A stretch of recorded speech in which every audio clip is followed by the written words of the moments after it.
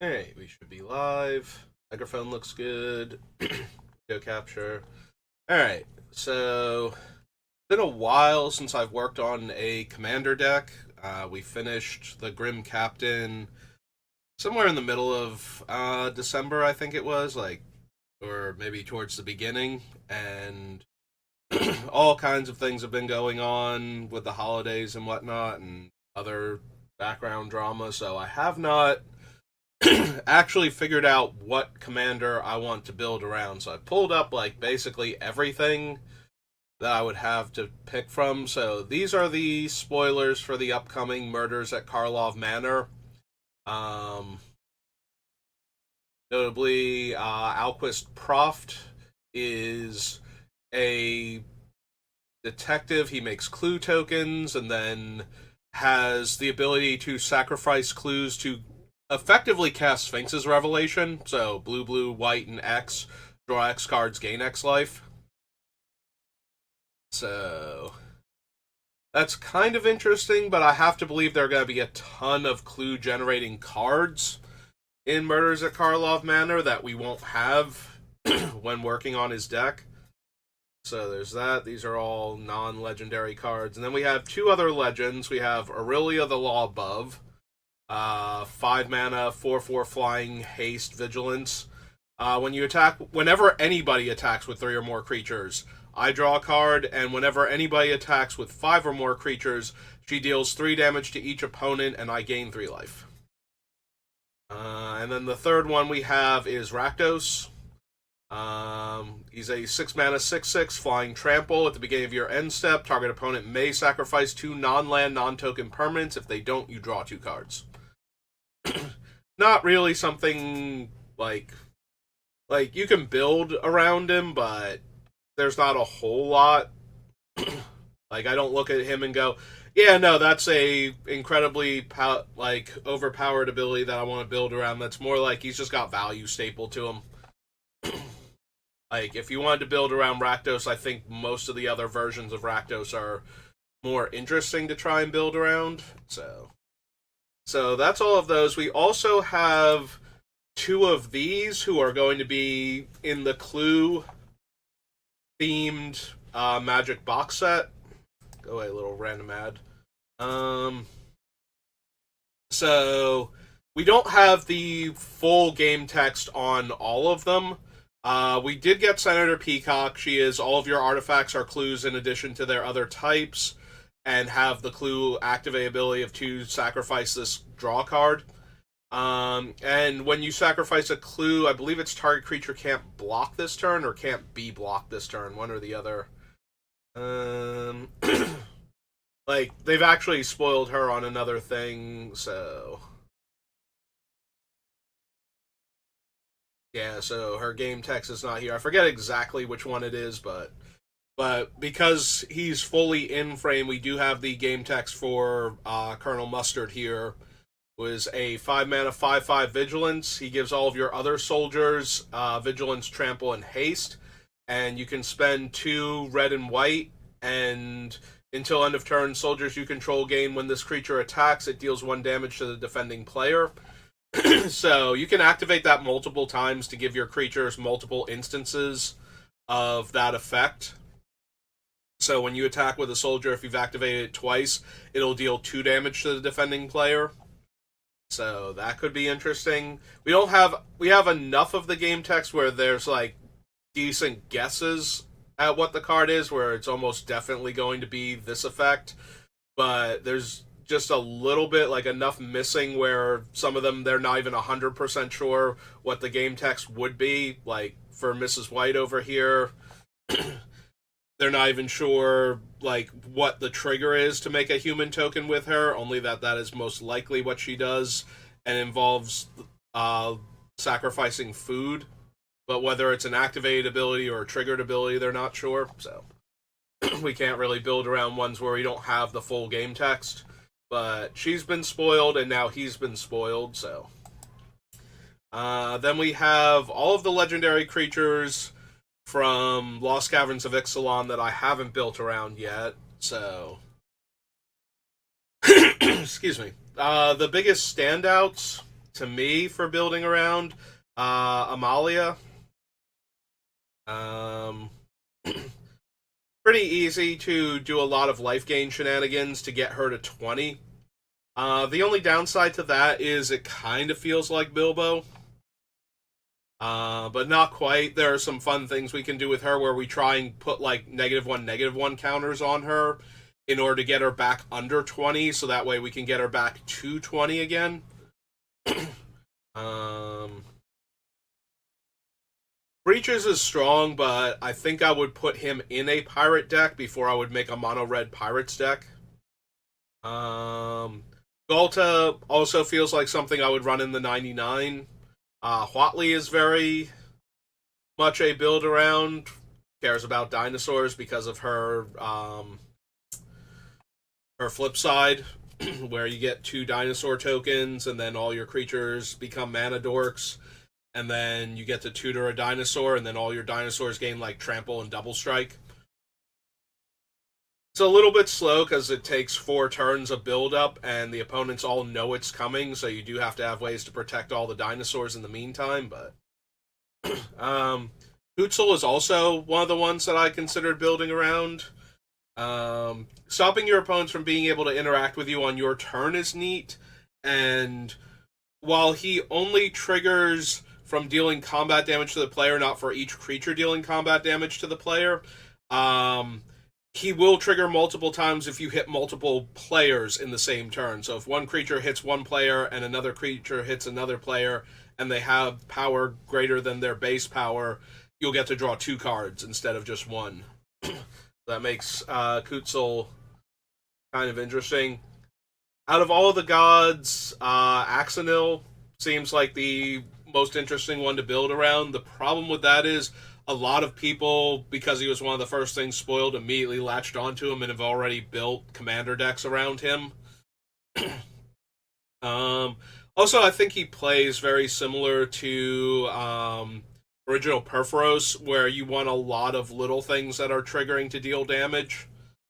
So that way you get the added bonuses from him basically adding a lightning bolt to every deal 1 damage effect that you have going on. I think, like, Okanek is just worse Kutzel as far as build around. Like, yes, he adds a lot more power to your creatures, but I feel like he goes in the Kutzel deck rather than, building around him and putting Kutzel in his deck. Myco Tyrant is alright. And the rest of them are kind of whatever. Like, I'm sure there's a interesting mill deck for the ancient one, but yeah, a lot of the other legendary creatures in the set just don't do much for me as far as wanting to build around them. Excuse me. So then that brings us to the unique legends from the Commander. So out of all of these, the ones that caught my eye the most were Carmen. So 5 mana, 2/2 flyer. Whenever anybody sacrifices a permanent, Carmen gets a 1/1 counter, and I gain 1 life. And when Carmen attacks, I can put a permanent card with mana value less than or equal to Carmen's power from my graveyard to play. So that's kind of interesting.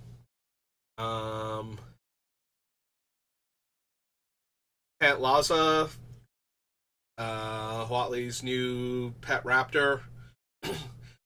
So once per turn, when it or another dinosaur enters the battlefield under my control, I can discover X based on the creature's toughness. So that one has a lot of potential. Tetsun is weird.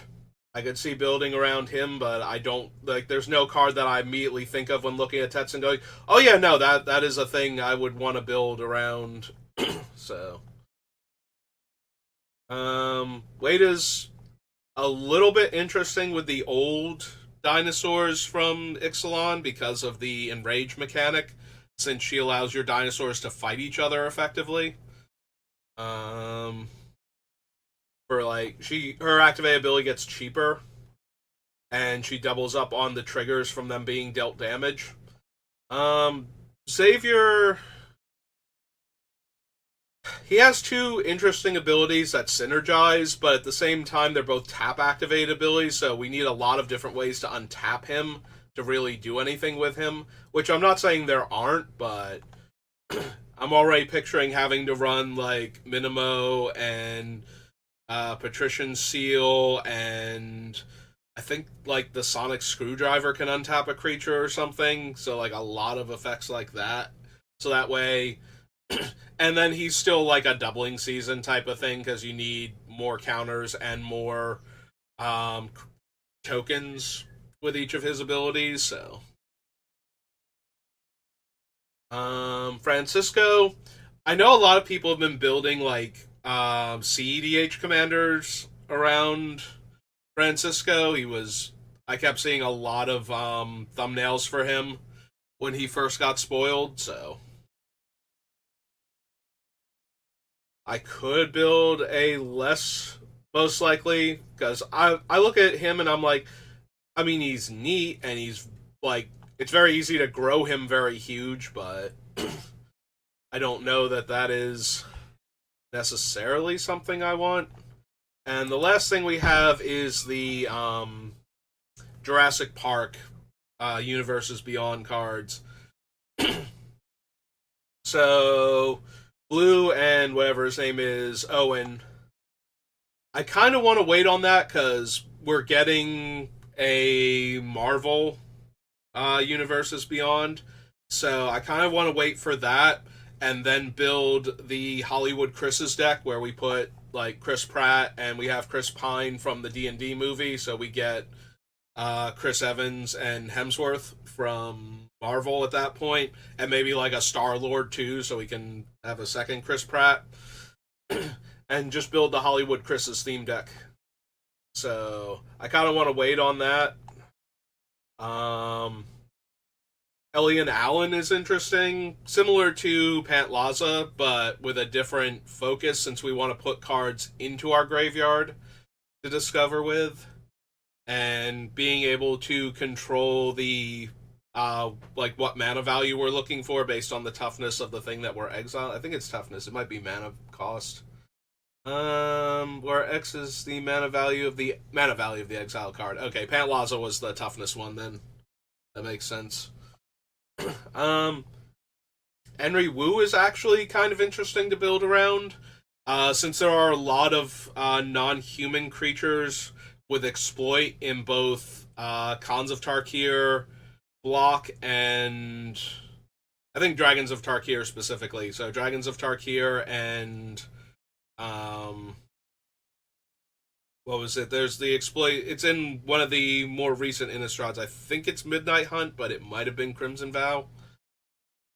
So we get a bunch of non-humans that have exploit on them. So if you sacrifice them to their own effect, you would be exploiting a non-human with a creature you control. So you get to draw the card, and if the creature had power 3 or greater, you also get a treasure token out of it. So that might be interesting to build around. Plus, every human that you put in the deck allows you to exploit your other creatures to trigger him anyway. Ian is basically just a meme. Like, his game text is so wonky that the only reason for me to build around him would be for the sake of, it's Jeff Goldblum, and people love Jeff Goldblum.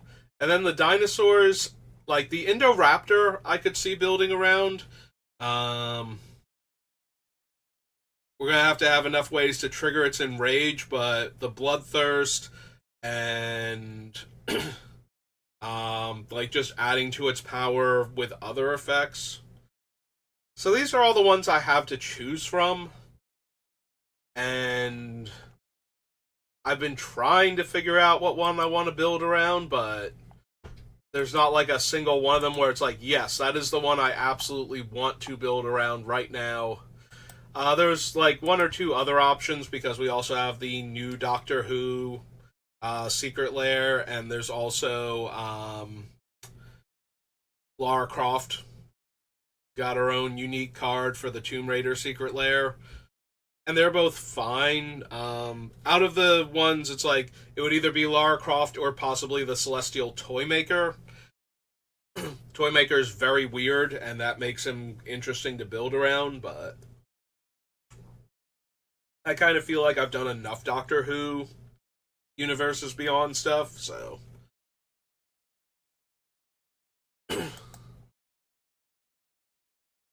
yeah, I'm trying to figure out which of these I would most like to build around. Like, I could see building around Colonel Mustard because he's asked for a very specific creature type that doesn't have um like the build around cards for soldiers tend to be like soldier lords, like giving soldiers +1/+1 or another ability or sometimes both. Like, here's the first one where it's like, no, I'm gonna give this, like, I'm gonna activate this ability, and all of my soldiers are gonna become Hell Riders, basically, in addition to whatever else they've got going on. So that's kind of interesting.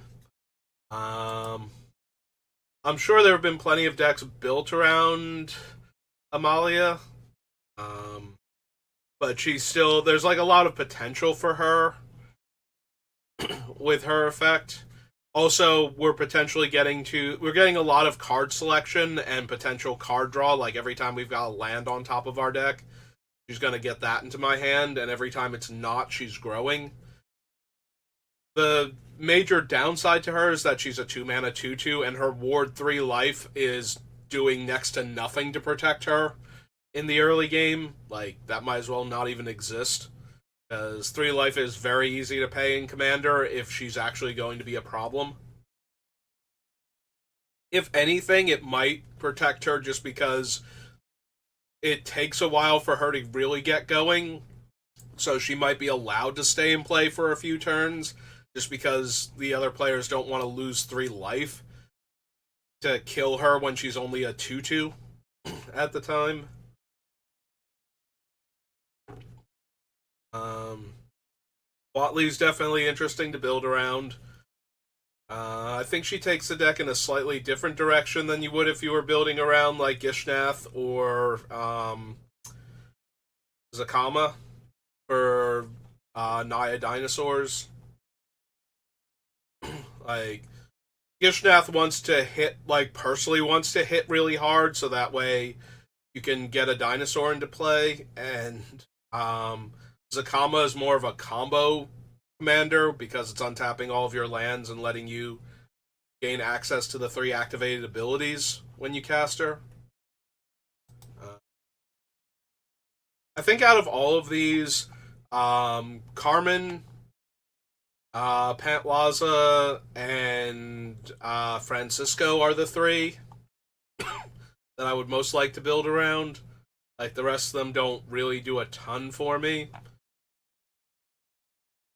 And then from this one, I think it would be like Ellie and Alan, Henry, or the Indoraptor.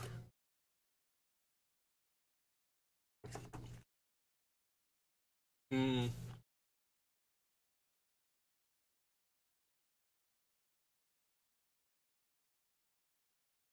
Yeah, I'm not really 100% sold on any of them.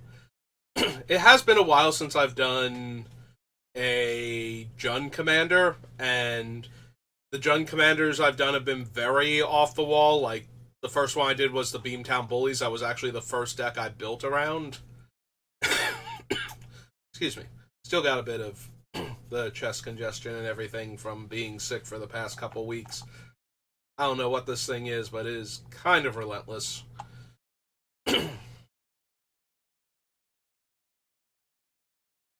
I could see building around the Indoraptor.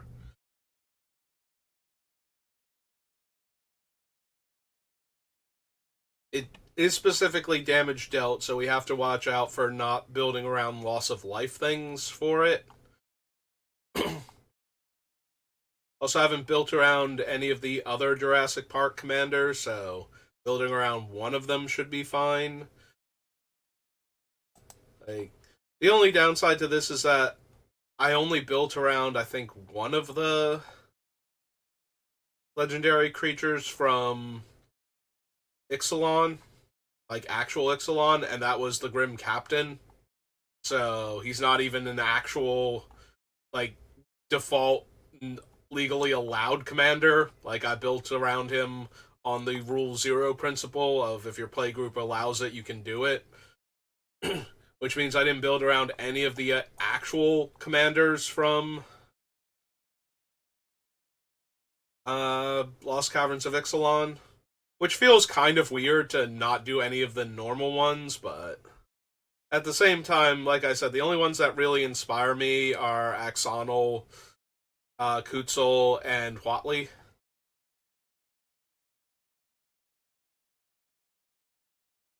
And they're all fine as far as that goes. But oh, and Amelia, sorry. I don't think I actually said her when I was going over them.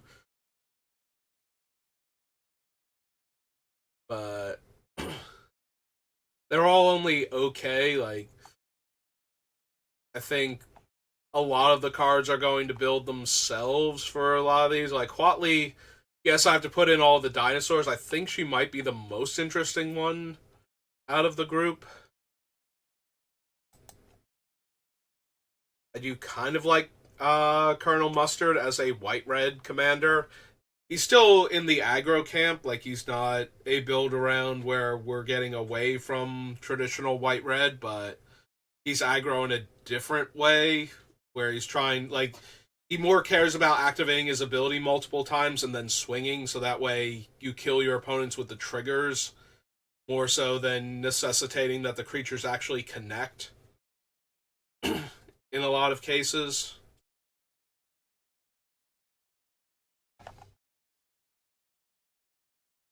I do think Carmen and Pantlaza are interesting to build around, and I would not mind taking a crack at Francisco, but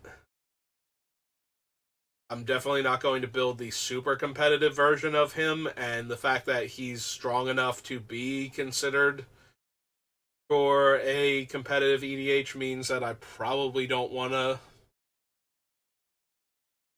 focus on him. Mm.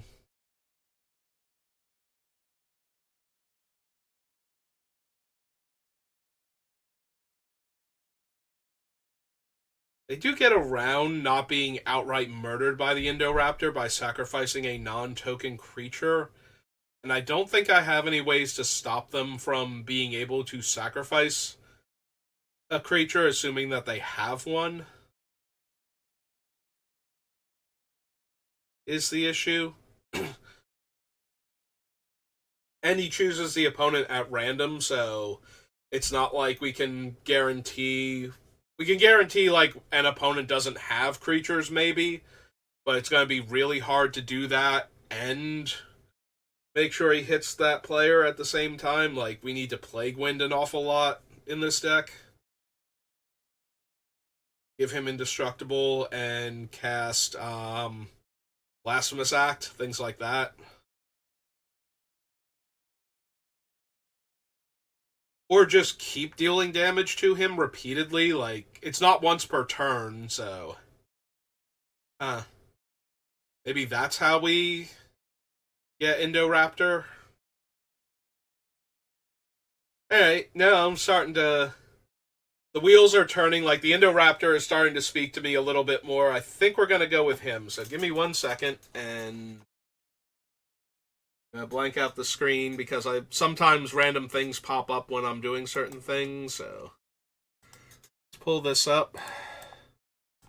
So Indoraptor,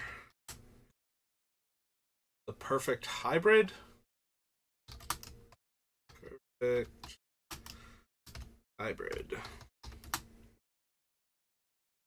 Alright, so he's going to be our commander. Save his picture. Indoraptor. Perfect hybrid. I should put the in there.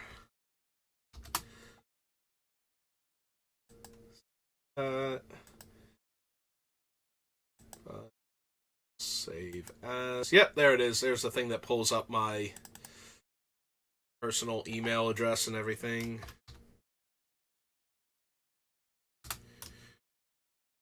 The perfect type.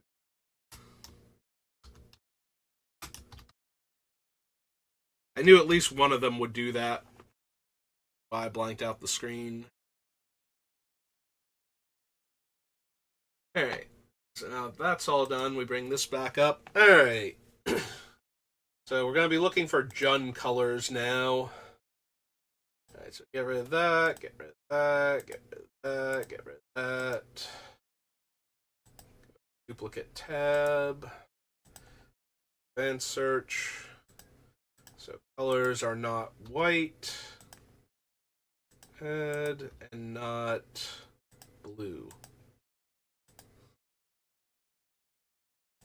Alright. Let's get started proper on him then.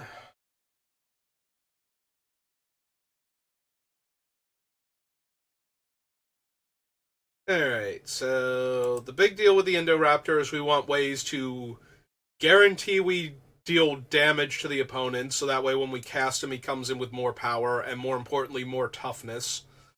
And then we want ways to deal damage to him, so that way he triggers, preferably repeatable damage sources, so that way if we get his toughness high enough, he'll be in play, he'll be able to take like 1 point of damage repeatedly, is the goal. So we are looking for cards that will deal a bunch of damage to our opponents.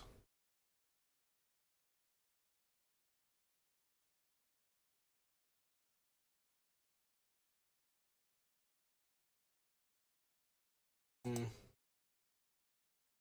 would get his casting cost down to 1 plus the number of times he's been exiled. It also gives him an additional 1/1 counter when he enters. When we cast a legendary spell, we can exile the top 2 cards of our library and play them this turn. I can see Bard class working for him, actually. So, Forgotten Realms, Bard class, red green enchant. I don't care about Battlecry Goblin. So in haste, his natural thing is Menace, right? That's the only thing he has going for him by himself. Deals 2 damage to target creature or planeswalker. If it's green, 6 damage instead. No. Chaos Channeler.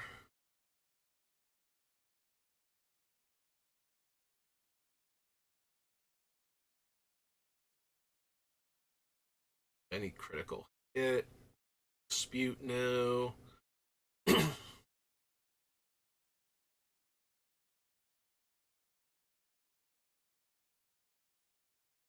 Think I need Delina.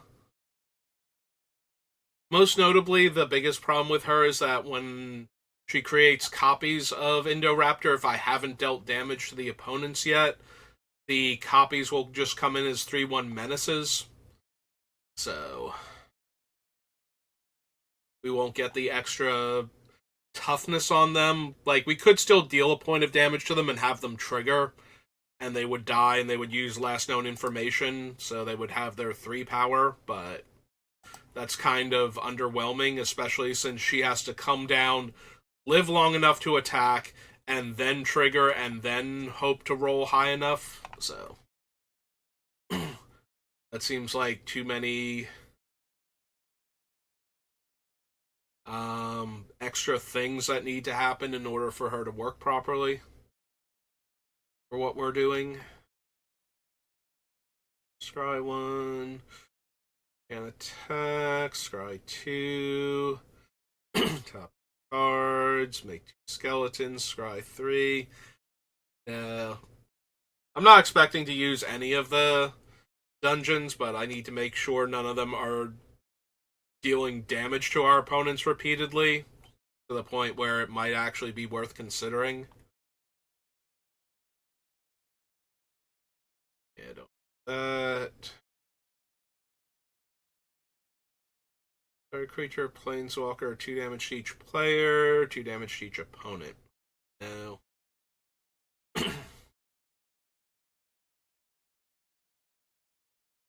Exile the top card of your library. Until the end of your next turn, you may play one of those cards.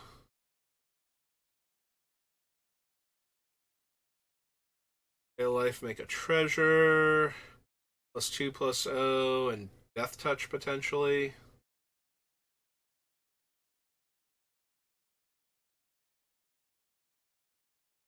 Counters on it. I don't think so.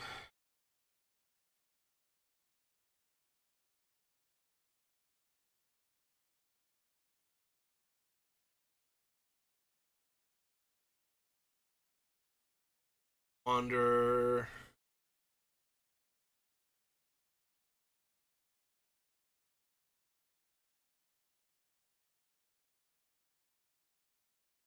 Cards and. I don't know how much card draw we're going to have if I want the Hand of Vecna attached to the Indoraptor. I think I'm more concerned about equipments that make it indestructible, so that way we can keep dealing damage to it, and our opponents can't readily kill it, and probably like a hexproof or something just to keep it safe from everything not named Farewell.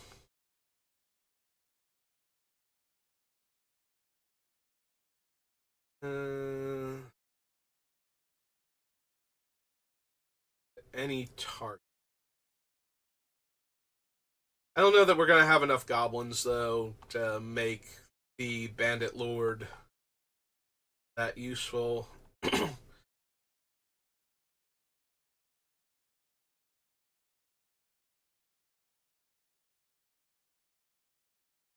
Ace, no.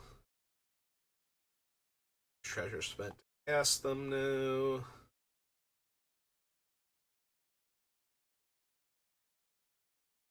Think so.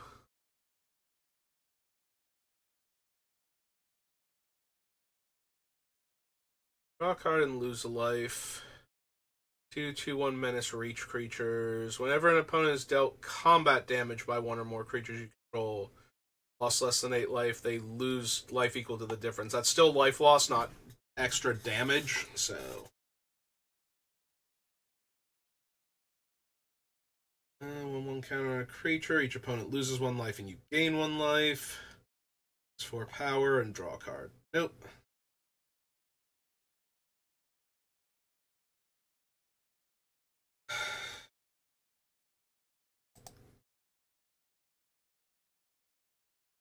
There's a battlefield with X1/1 counters where X is the damage dealt to your opponents, plural, this turn. Okay. So if we divide up the damage, it would still get 3 counters if we hit players with it. Probably still not worth it. Here's Endor Planeswalkers, no.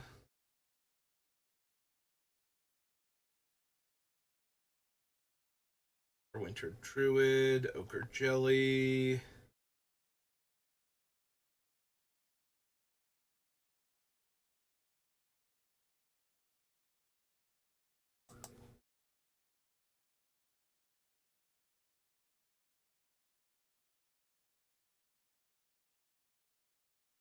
Bones.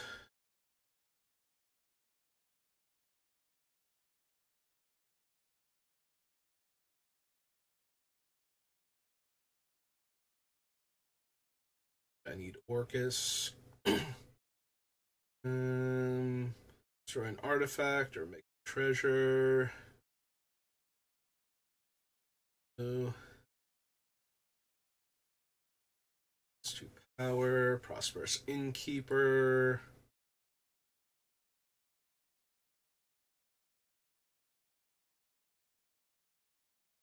Probably don't need Ranger class. 4 damage to each opponent. The only problem is this thing is 6 mana, so we need 9 mana. in order to get the Indoraptor down in the same turn. And it has to be triple red. Because Indoraptor's hybrid is the black-green.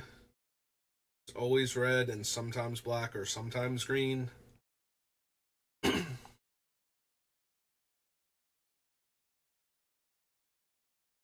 That being said, it is a lot of damage. If we have 2 opponents, that's 8 counters for him. If we have 3 opponents, that's 12. Also, if we can blink this or cheat it into play in the same turn, we can shave the mana, shave on the mana for it, so... Yeah, alright. Need to consider Red Dragon at least. Or red dragon 4.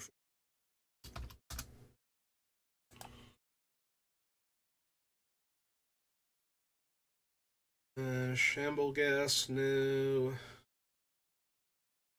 Battlefield target creature blocks this turn if able. They may pay 2 life and draw a card. Attacks each combat if able and gets +X+0, where X is the number of other skeletons you control. Tap skeleton. If a creature died this turn, create 2 of those skeletons instead. The problem is I'm going to want cards that deal 1 damage to all creatures in play to trigger the Indoraptor. So the skeletons being X1s is kind of not great for me.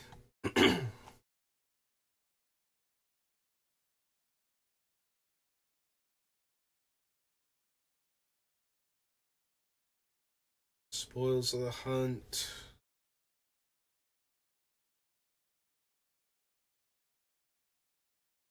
This one power, and you can double his power and toughness.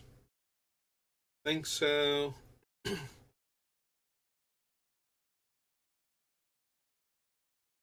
Terrask. Tiger Tribe Hunters now.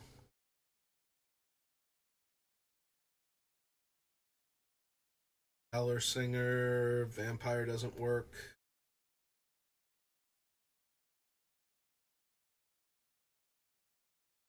It's life loss. I don't need Westgate Vampire.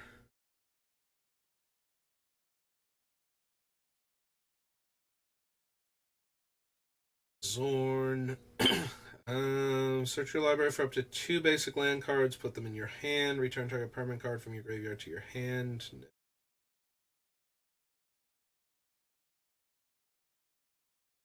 No. Top 5. Reveal any number of creature cards. Creatures you control get +2/+2 until end of turn. Nope.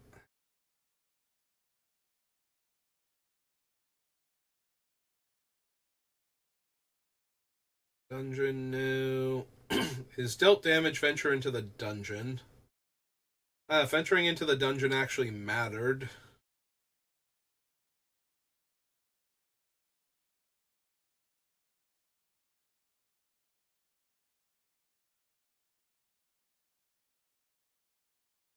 Do I want Zariel at all?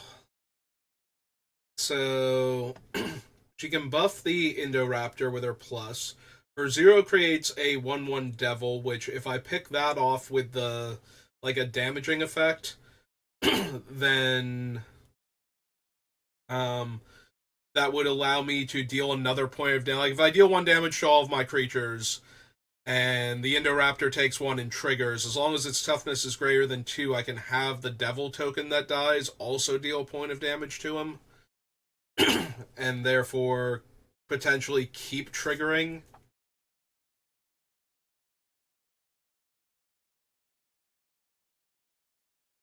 Where's the Tomb of Annihilation? Because I think I kind of glossed over that one. I think it's all life loss is the issue. Yeah, it is. Because I'm looking at Zalto, the Fire Giant Duke, and thinking, like, I'm going to be dealing damage to my creatures anyway. That's a lot of potential incremental value for him to pick up, but probably not worth it.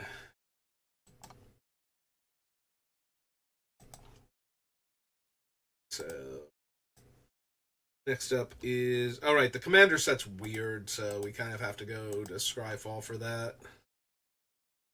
So, commander, we are black, red, green. Sets is Forgotten Realms commander.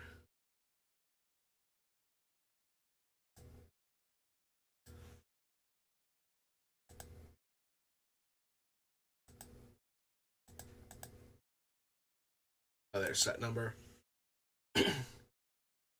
Alright, so I don't think we need Prosper because we're not casting things from exile. Aside from Prosper. Whenever Vrondrus, Rage of Ancients, is dealt damage, you may create a 5/4 red and green dragon spirit creature token with when this creature deals damage, sacrifice it.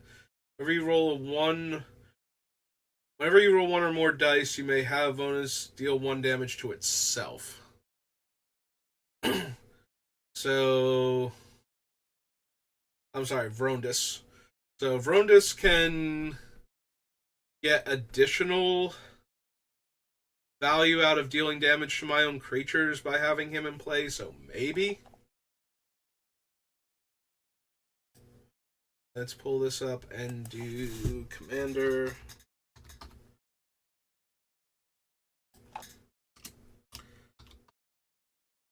ERONDISS.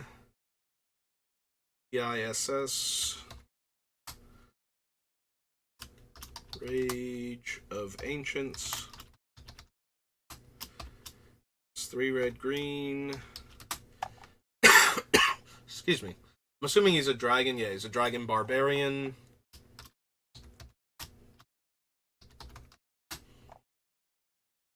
Stats are 5/4.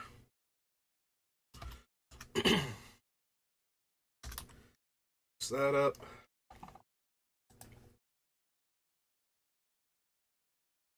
Okay, don't care for the Bag of Devouring. Sacrifices a non-token creature. They can sacrifice any creature. Oh no, it does have to be a non-token creature.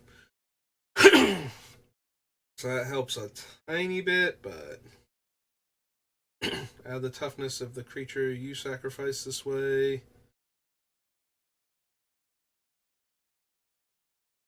But it has to be the ones put in there by the effect, so I don't think so.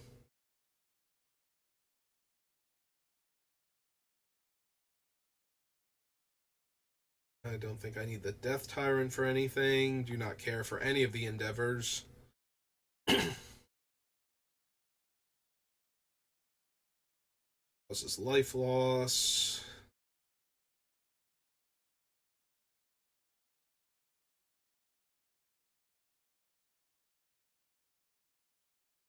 Hireling.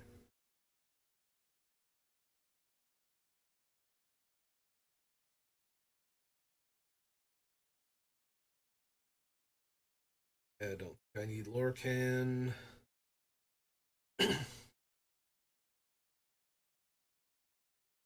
Create that many 2/2 black zombie creature tokens.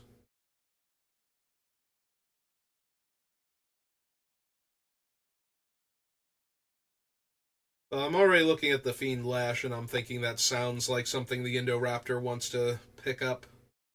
Probably more so than the Wand of Orcus. Like, I need a different creature to have the wand and get in for combat damage, and then have all the tokens get in on a subsequent turn for combat damage, so that way the Indoraptor's huge when it comes down, and that's asking way too much. Choose any number of creatures. They block this turn if able. You choose which creatures block this turn and how those creatures block.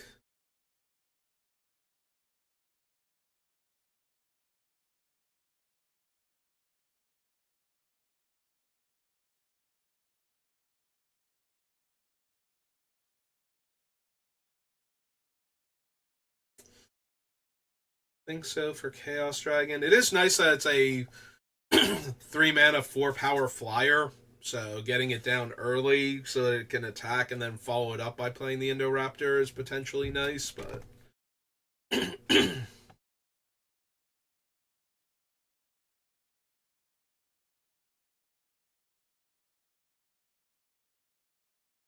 Adding Hex doesn't let me guarantee it's going to deal the damage on my turn to cast the Indoraptor.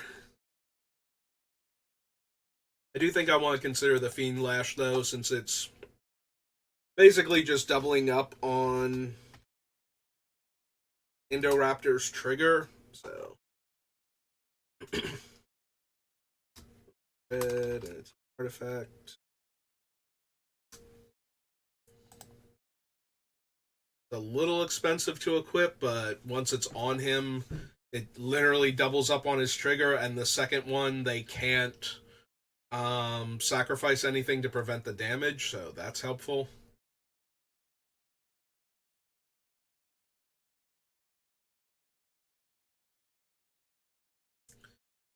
Yeah, it's 7 mana. I need Reckless Endeavor to be doing a lot more than, potentially 1 to 12 damage to each creature.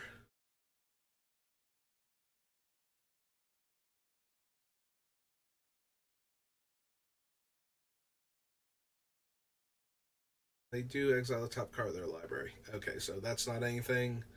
Enters the battlefield or attacks, go target creature. Whenever a goaded creature attacks, it deals 1 damage to its controller. Again, that's not really letting me set up the raptor, and goading creatures is kind of whatever. It's Cascade. No.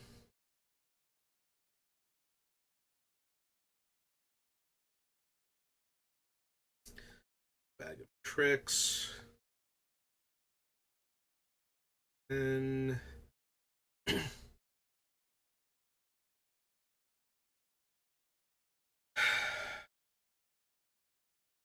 that's kind of interesting because it's the base power, which would make the Indoraptor a 10/10 plus whatever counters are on it. And we might be able to get it strong enough naturally where this only costs like 5 mana to equip or something. Or less. Still probably not, though.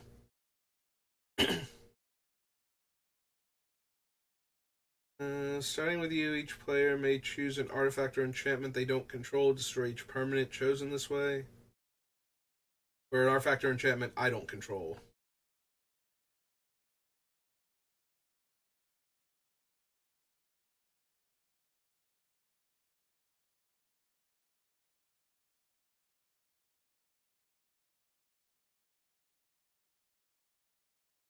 Song of Inspiration. Wild Endeavor.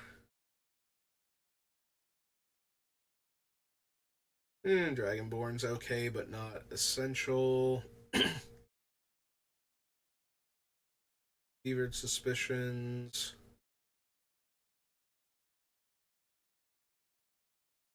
Roll Through Hell.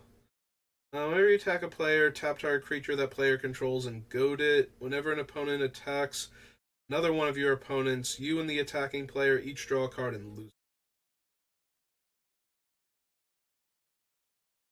Any combination of colors where X is the total power of attacking creatures. Spend this mana only to cast spells.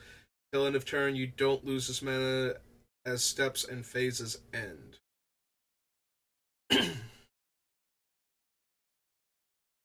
Does X damage to each creature without flying. Destroy up to X target artifacts and or enchantments.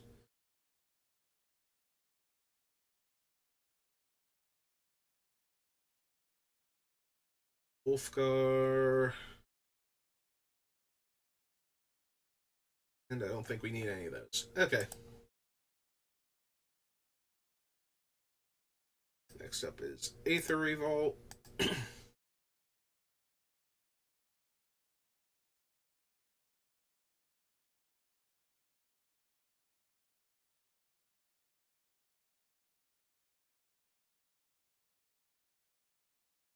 I don't need any of the Aether creatures. Harvester.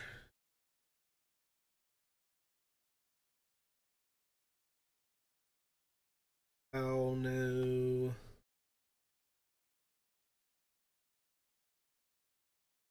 Bridge.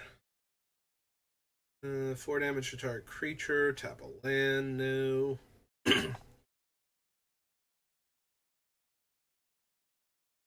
It's 2 and scry 1. Vehicle.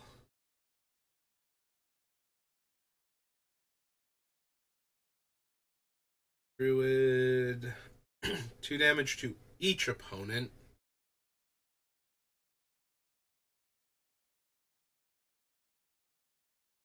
I do like dealing like medium amounts of damage to each opponent, especially for no mana investment, but I don't know if I'm going to have the artifacts necessary to feed this guy. This is one of those cards I'm going to add because it's way too early in the process, and by the time I'm like near the end, it's going to be like, no, I would never actually add this card in, I'm sure, but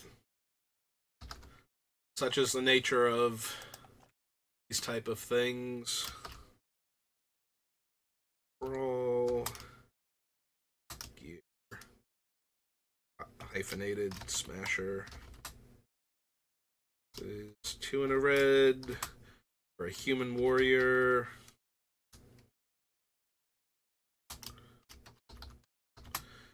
2, 3.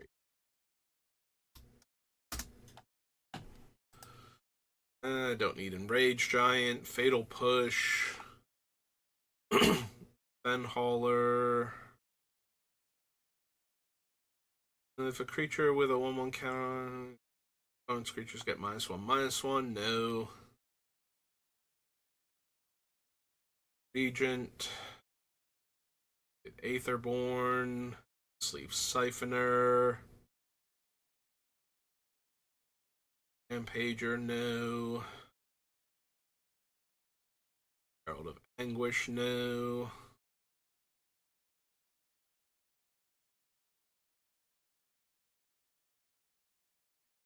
Three damage to target creature and 2 damage to target player or planeswalker. At least for what we're trying to do.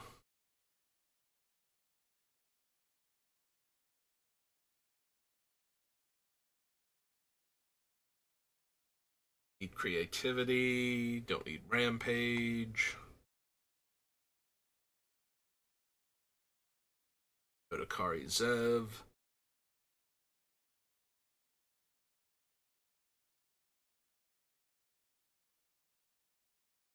Strike haste. Gets 2 energy and it's like 8 energy. 7, 8 to give me an extra combat step. No, the Maulfist. Alec Mimic. It would depend on how many dinosaurs I wind up with, if the Metallic Mimic is actually good.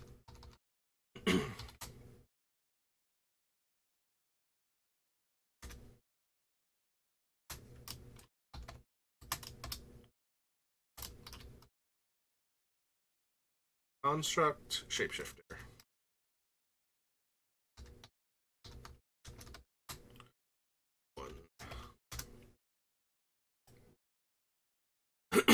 Don't need the Entourage. Monstrous Onslaught.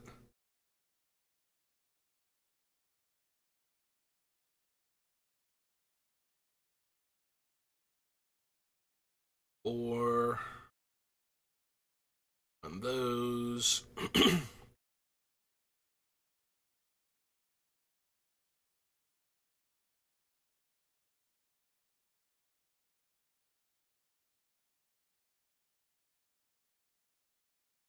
Smith Rebel. Target artifact you control is tapped, deals 2 damage to any target. No. X22 Gremlins, no.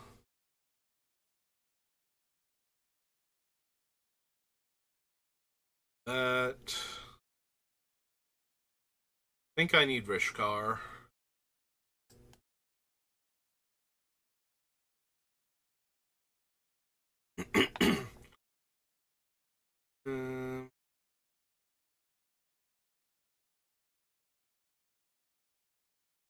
Scrapper Champion.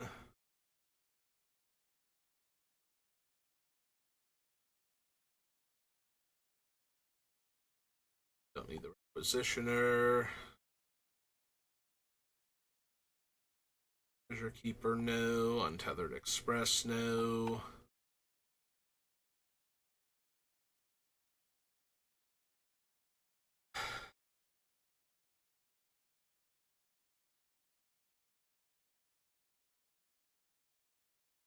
Don't know that I need Winding Constrictor. I was looking at the Walking Ballista, and that's neat, but I don't think I need it.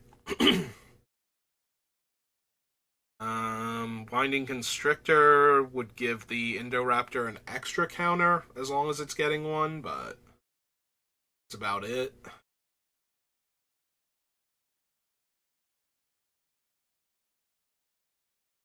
Don't really need you, Henny. Welder's just not dealing enough damage for the mana investment, really, so. Alright. We're right about 55 minutes, so. I think I can keep going, but give me a minute to try and clear my throat out and everything, because I'm really starting to hack and cough now, because I've been talking for so long, so. Let me try and fix that. So if you're watching this on YouTube, this will be where we cut out, and we'll pick it up again next time. So thank you for watching, and I will see you then. Have a good rest of your day.